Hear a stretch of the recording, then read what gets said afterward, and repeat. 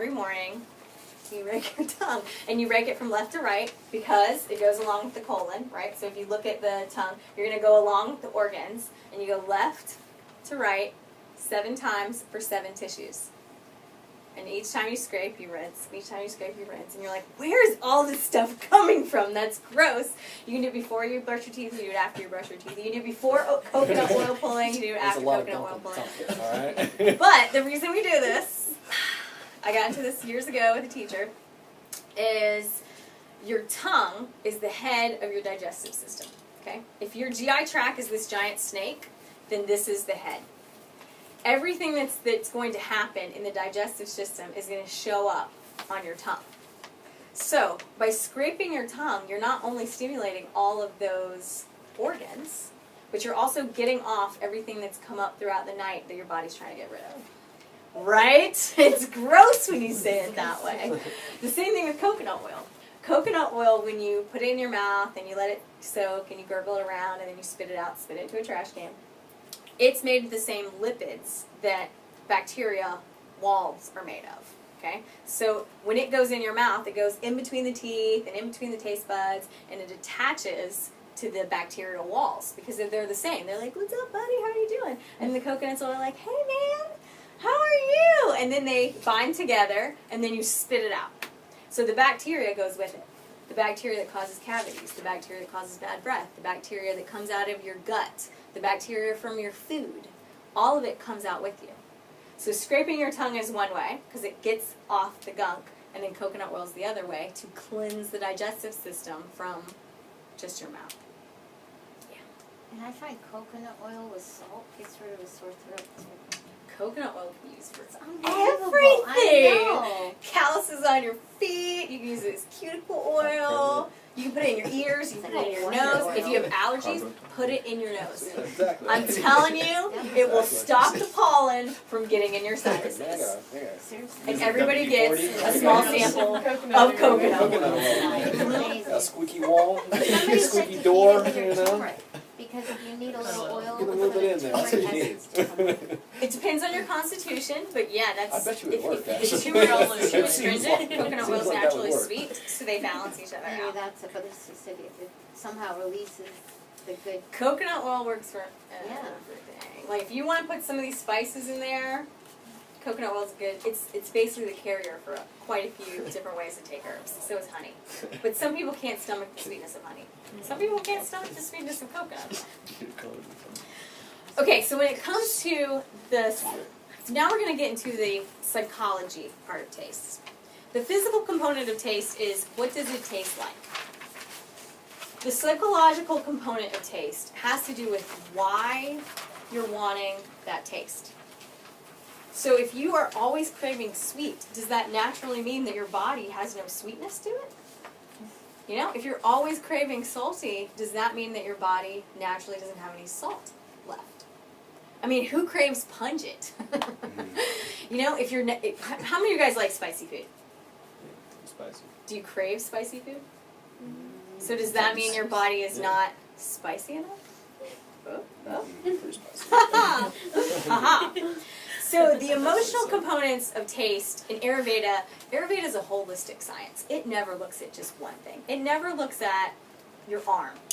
It will always look at, what is your arm to your shoulder, to your wrist, through the blood vessels? What does it mean to your brain? Like, what does it all mean, right? Where does it all come from? What does the environment tell us? So craving sweet. The sweet flavor, the sweet taste, the sweet experience of anything is satiated and satisfied. So when you get sweet, you're good. Like I feel really good. So when you drank that second juice, did it make you feel relaxed? You're like, yeah, that's really good. Oh yeah. It promotes love, joy, and bliss. However, too much sweet, so too much good, too much I feel really good. Where would that put you? If you were always happy in love, inside of it. yeah, You don't care about anything that's else. right. You never get up. Like, I feel so good, I'm not going to move anymore. So too much of the sweet taste, of the sweet experience, too much of anything is out of balance. It doesn't mean too much of anything is a bad thing. It means too much or too little of anything puts you out of whack one way or the other. So too much sweet, it creates complacency. Like, I don't care. I feel really good. I'm really not worried about it. And then also attachment. Like, too much sweet causes people to not want to give up sweet. If I love being surrounded by unicorns, and they make me feel good, and that's my sweet taste, I'm going to be obsessive about all the unicorns in my room. Has everybody seen that movie where the guy walks into the girl's room and there's like unicorns everywhere? And she's a 35-year-old woman and she has unicorn blankets and unicorns over here. Yeah. So sweet drives that. Like, sweet is what makes you crave something, but it's also what makes you not want to give up something. Who wants to give up love? Who wants to give up a sweet person? Not until they're not sweet anymore, but it makes you want to hold on to it, so it increases possessiveness and greed. Sour. So as we learned, sour is awesome for congestion. It's awesome for breaking down walls. Sour is like an opening that you, like when your face squeezes up, like everything tightens up, but it tightens and then you feel really strong. Like, sour is a strengthening taste. However, when you get enough of it, it creates a sharpness of mind. Has anybody ever been told to, like, suck on a peppermint during a test? And it increases, you know, like how your mental is. You can suck on a lime, too. In Ayurveda, they do lime, pepper, ginger. And that's a stimulant. It's a digestive stimulant. It's also a mind stimulant. So if you ever are getting ready to go take a test, like ginger, black pepper, lime, it'll wake you right up. Comprehension, appreciation, and discrimination. So sour, when you know something is sour versus sweet, like sweet is a little confusing. You know, if something's sweet, you're not really sure, is it good, is it bad? I don't know. But if it's sour, even your face knows it's bad. It's like, like even a baby will be like, no, I don't want that. So discrimination is one of the tastes or the experiences. If you've understood sour, you understand that you don't want it anymore. Overindulgence in the sour. So overindulgence in lime, lemon, citrus. It will lead to envy and jealousy. All the way up into criticism, like being critical of something. Because now you've been so discriminative. Like, now you know you don't want it. But now you know that you don't want anybody else to want it. And you don't understand why they want it. So too much of this taste, this experience, this energy starts building this criticism in you. So think about this not only in your diet, but in your lifestyle. Are you surrounded by sour people? Are you, do you invite sour people in? Are you repelled by sour people? Where does sour fit into your life? What's your favorite color? That's a big one. Green! There's sour. So Ayurveda even looks at the colors. So that's why these are color-coded for you. Salty. Salty is your zest for life. Salt enhances the spirit. Who gets salt on their margarita? Oh! Who gets sugar on their margarita? Never had a margarita. Nobody! That's don't start, because you already like sour. You'll be good with those in no time. So when you increase saltiness, you're increasing, like, the salt of the earth, that whole phrase. It has to do with the spirit, the confidence, courage, enthusiasm. Like, saltiness builds up. Even being at the ocean, like when you're out in the salty water versus a pool, doesn't it make you feel a little more alive? Like a little more vibrant? It's not just the sun, it's the salty air. Because if you were at a pool and you're in the sun, it does not feel the same as the ocean. It's not as dirty and it's not as sandy. Sorry about that. The problem with salt is because it is this spirit, this like overabundance of enthusiasm.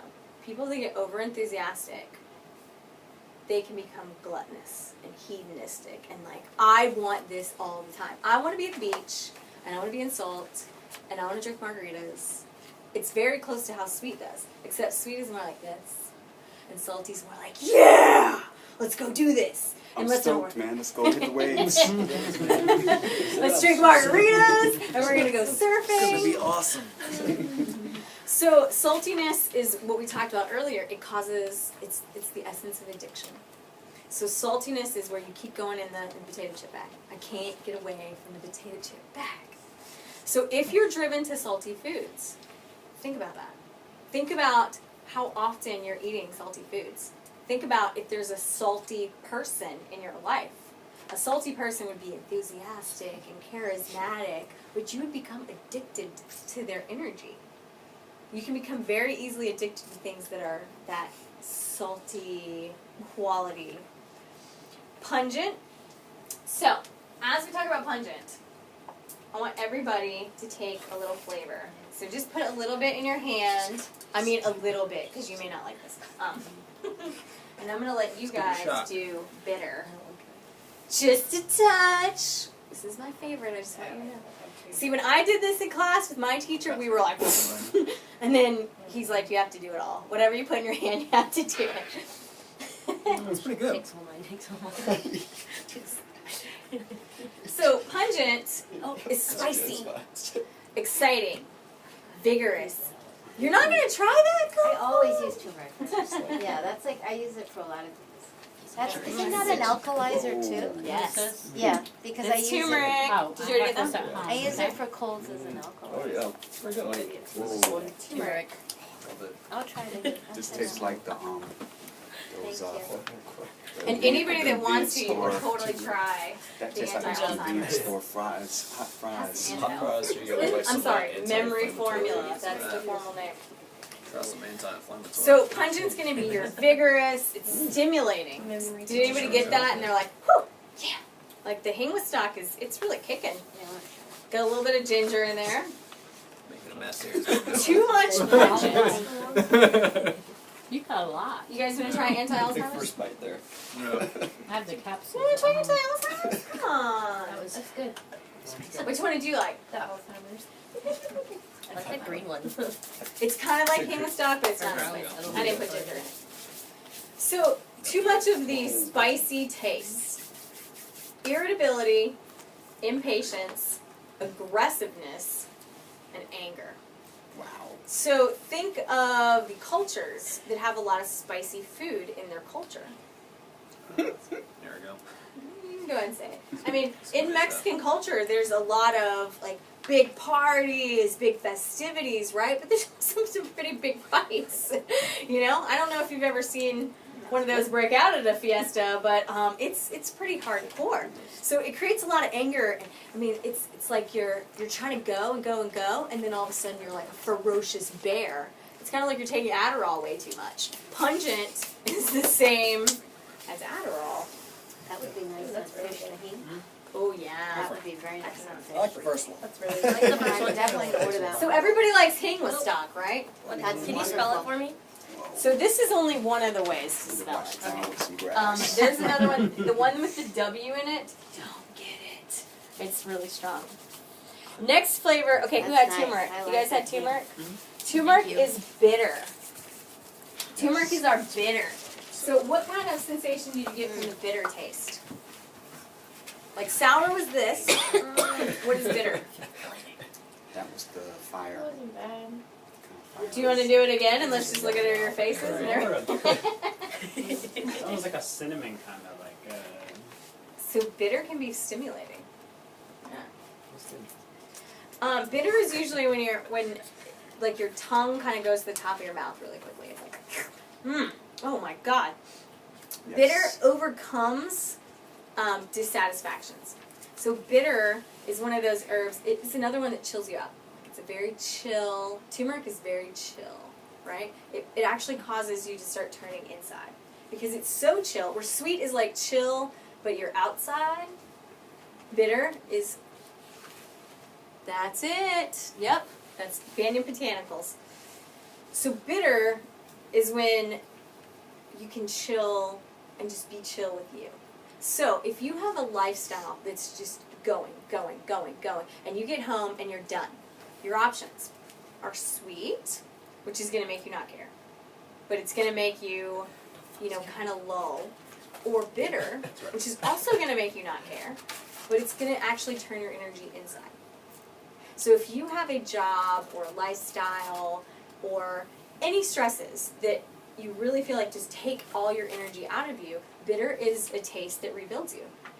Sweet is a taste that rebuilds you, but bitter rebuilds you from the inside. Is there a taste to put people to sleep? Lavender. Like, Sweet. Sleepy. Sweet is the Jerry's. sleepy taste. Now, on the element scale, does anybody know what element will put you to sleep? Earth, fire, water, wind, space. Earth. Earth. So when you're thinking about the elements of taste, think about something that's really earthy.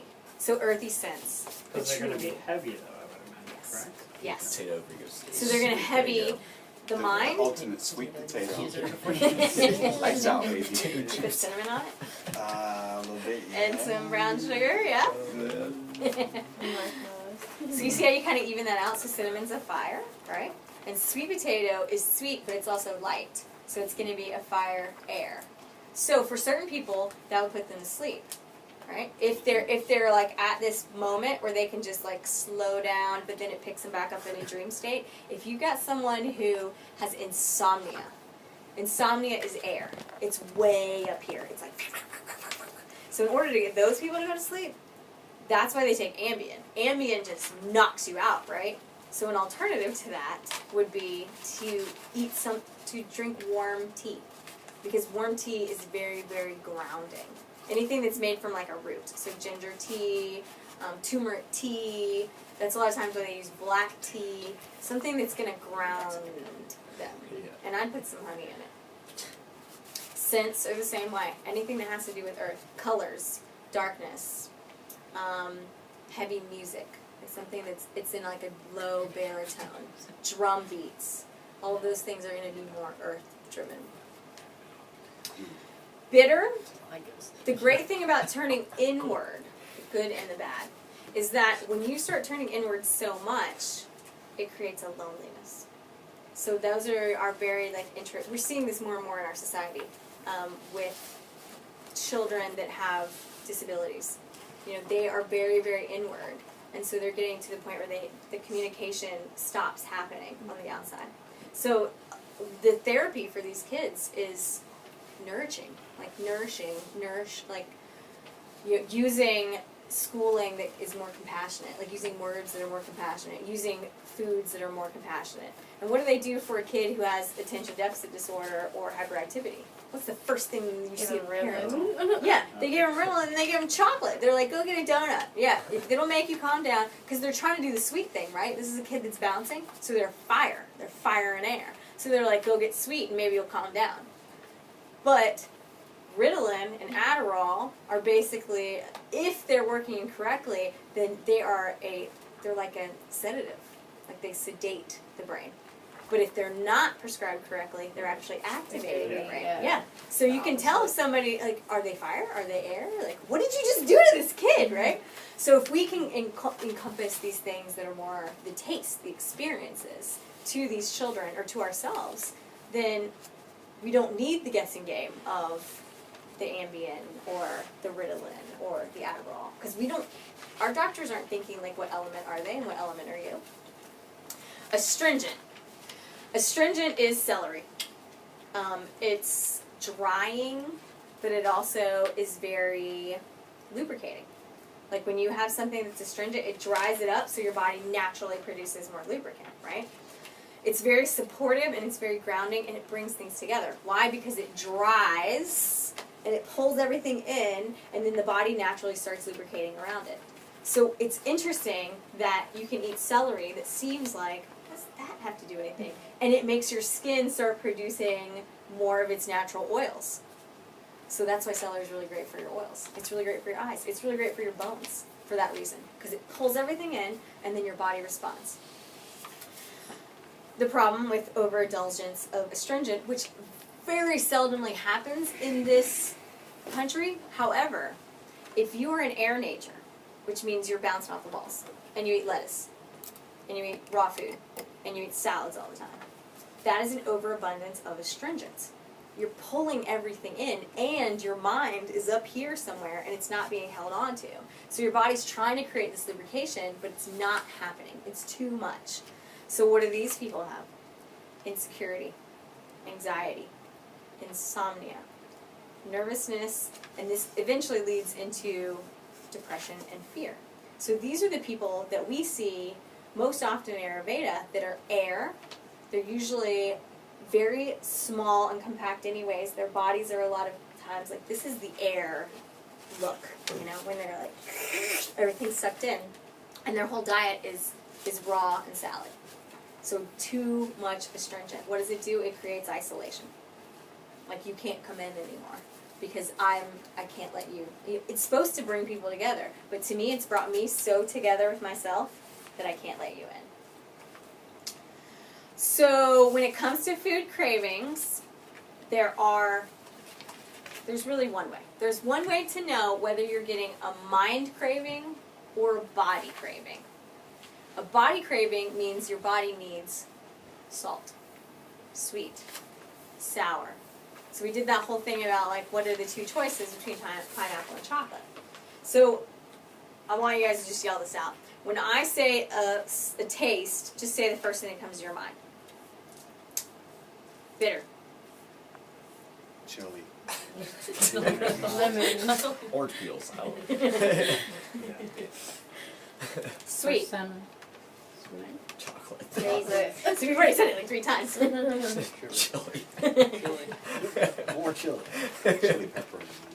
You just love some spicy stuff. Actually not. I melt at the sign of even spicy ketchup. Give me a towel. Pungent. Blue cheese. Ooh! Elderflower liqueur. Same Do for you me. put hot sauce with it? Not usually. Why? Pungent's a hard one. Pungent's really hard. Because it's a weird word. Durian. So you say, there you go. Anything Indian, really. So the difference between I used to teach this long ago when I did like detox wraps and stuff, because when you do a detox wrap, it's basically like doing a juice cleanse, because it causes your body to flush all this stuff out of it. Emotionally, physically, I didn't know this at the time, but it was flushing all of this gunk that was built up in the tissues. So when we talked to people about what their aftermath was going to be, I was like, for the next 3 days, you're going to watch out for mind cravings. The difference is, a body craving is a taste. All you do is, you're like, salty, sweet, you know? A mind craving is the Burger King ad. It's the picture that comes up. So when you're driving down the street and you see the picture, and you're like, oh, ask yourself, what flavor is that? And do I really want, like, especially if it's habitual. Like, if you've had a habit, you've grown up in the South, where we went to McDonald's when we were 5 to go play on the play sets. When you see an ad for it, you automatically go back to that moment where you were playing on the playground and you were having that cheeseburger. Or you go back to whatever the moment of that picture is. Those are the mind cravings. That's when your mind's like, ooh, I want that disgusting cheeseburger that's going to make me feel like crap later. But if you ask yourself, what flavor is that? You'll be able to answer, do I really need that? Yeah, because you'll see salty. And if you're like, it does get salty. And then it's kind of sweet. And then it's kind of sour. And you're like, yeah, I don't want any of that. Like, I actually want some water. So those are the difference between your cravings. So when you see that thing in your brain, it's the picture that comes up. It's the very distinct picture of the steak when I actually wanted A1 sauce, right? That flavor is what I wanted, but that picture is what came up. So when you see the picture, it's a mind craving. When you taste it, it's a body craving. Is it okay to indulge in body cravings? A little bit. Not overindulge, but indulge, yes. Very good answer. Yes. So as we looked on here, your body needs all these. Like, your body craves all these tastes for whatever reason. It craves it emotionally. It craves it physically. It craves it from an experience standpoint. But if you keep craving the same, like let's say you need salty, so you go get, what did you go get? Salty. Tostito chips. And you eat that whole bag because salty is addictive, and you got the big one, and then an hour later you're like, I want something salty. So the next time, then what do you get? You get a cheeseburger. When it's salty, okay? And then you eat this whole cheeseburger, and then an hour later you're like, oh, I still want something salty. What does that tell you? I need a salty margarita now. So if you continuously, if you're starting to feel that craving over and over and over, and it's never satisfying, that is an overindulgence of a body craving. That means there is no satisfaction. It's an emotional quality. You are now attached to the emotional quality of that salt. So reference and be like, okay, wait. I keep craving salt, so what is it that I need in my life? I need to enhance my spirit, and I need to work on my enthusiasm. So what could you do to work on your enthusiasm and your charisma